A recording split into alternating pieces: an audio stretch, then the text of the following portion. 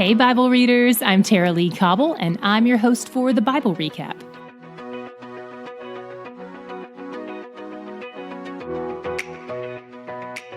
The Israelites have just set foot in the Promised Land as a nation for the first time. This is the partial fulfillment of something God promised them approximately 750 years earlier when he first called Abraham in Genesis 12. More fulfillment will come when they take the land, but at this point, their enemies, the Canaanites, still live there. The first city they plan to take is Jericho, a town near the eastern border of the Promised Land. But before they do that, God wants them to be fully prepared. In God's economy, preparing for battle has very little to do with sharpening your weapons. It has everything to do with preparing your heart. He wants to make sure their hearts are surrendered to him and aligned with his own heart before they go face the enemy. The first thing they have to do is circumcise all the Israelite males, then allow them time to recover. After every male is circumcised, they celebrate Passover. The timing of this is beautiful. It's kind of a second Exodus, exactly 40 years after the first one. Their hearts need to celebrate Passover because it will reinforce their faith. It serves as a reminder to them that God has protected and provided for them through the years. Then in 5:12, we get a little sentence that speaks volumes. It says, "The manna ceased on the day after they ate the produce of the land." What? This is incredible. This is God's precise provision on display. He gave them miracle food 6 days a week for 40 years, and the manna even follows them into the Promised Land, but then it stops on the day after they have access to the local food. There are no gaps in God's provision. Next, Joshua has a strange encounter with a man holding a sword. Obviously, this could be super scary given the fact that they're in enemy territory. So Joshua wants to know if this man is an Israelite that he just doesn't happen to recognize, or if he's a Canaanite. And the man basically says, "Guess again, I'm God." How do we know he's God? First of all, he receives Joshua's worship. God's elect angels don't allow people to worship them. They reject it because they know they don't deserve it. Second, the angel of Yahweh also tells Joshua to take off his shoes, just like God had told Moses to do when he appeared in the burning bush, because he was standing on holy ground. The presence of angels doesn't make things holy. Only God can do that. In this conversation, many people suggest that God is refusing to take sides in the battle since God doesn't give Joshua a straight answer. But we know from the surrounding text that God has aligned himself with the Israelites. So what's going on here? God's reply to Joshua suggests more that Israel is on his side than that he is on Israel's side. Meanwhile, Jericho is shook. They probably know what's coming. This terrifying army is camped outside their city, so they hole up in their houses. God tells Joshua that Jericho is theirs for the taking because he's giving it to them. But he has some super weird instructions on how to accomplish this. They'll march around it carrying the ark once a day for 6 days while 7 priests blow trumpets. Then on the 7th day, they'll march around 7 times, and on that 7th trip, all the people will shout. And then the walls will fall, and they'll have an opening to go inside and devote everything to destruction. Everything except for Rahab and her family.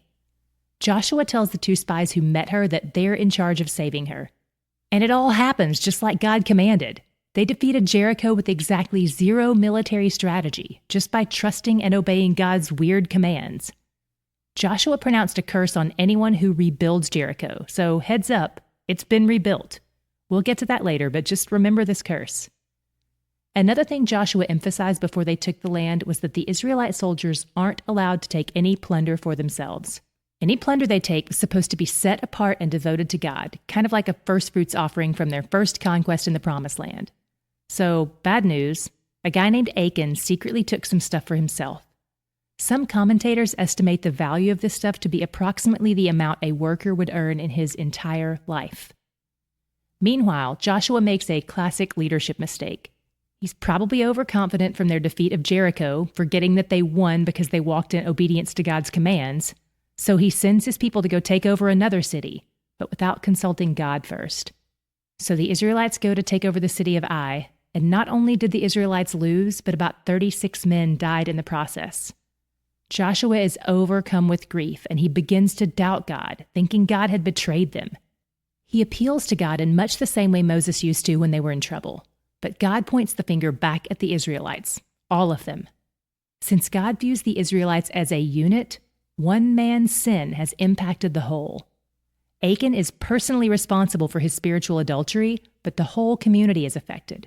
God is angry at them all, and he tells Joshua how to deal with the guilty party. And since Achan's sin represents spiritual adultery against God, not just theft, it requires the death penalty. The next morning, God supernaturally identifies Achan from the tribe of Judah as the man who has committed the sin. Even though Achan is from the most esteemed tribe, he's rejected from the people of Israel because his heart isn't devoted to God. This is important. We're already seeing, through the rescue of Rahab the Canaanite and the rejection of Achan the Israelite, that being a part of God's people, the Israelites, has nothing to do with race or genes and everything to do with your heart. Those whose hearts are devoted to Yahweh are welcomed into his family, even if they're strangers and foreigners.